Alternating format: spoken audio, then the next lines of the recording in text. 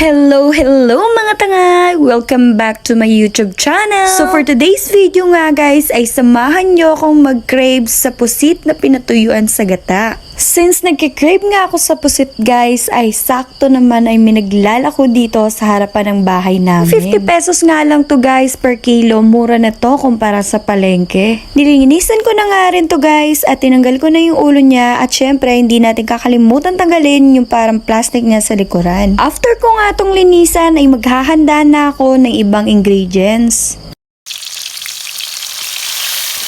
Ginisa ko na nga pala tong sibuyas, bawang at kamatis guys. At syempre wag natin kakalimutang isute ito ng maayos. At kapag okay na ang pagkakagisa guys, ilalagay na natin tong ating pusit. Naglagay na rin ako dito ng paminta, 1 tablespoon nga lang din yan guys. At nag-add na rin ako ng salt.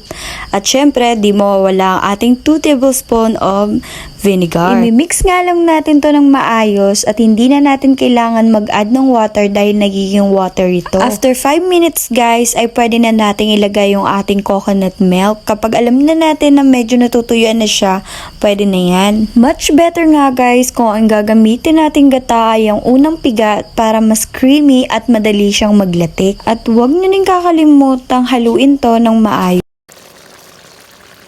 After ng ilang minuto ay kumulo na ito at pwede na natin i-add ang ating sili. Optional nga lang to guys kung lalagyan nyo siya ng sili, but for me mas masarap at mas mabango yung aroma niya guys kapag nilalagyan ko ng ganitong sili. Kapag pansin nyo na nga guys na medyo naglalatik na nga siya or medyo natuyuan na siya ng gata ay pwede na natin tong ihain. Ito nga lang to guys, kadaling lutuin at kung katulad kitang nagkikrave sa ganitong luto ng ay mamalengke ka na rin. At kung umabot ka sa dulo ng video ko na to, huwag mong kakalimutang mag-like and mag-subscribe dito sa channel ko para sabay nating lutuin kung ano man yung mga pagkain na kinikrave natin. Pwede nyo nga rin guys i-comment down below kung ano yung mga ulam cravings nyo. Malay nyo, pareho tayo. Thank you for watching. See you in my next video.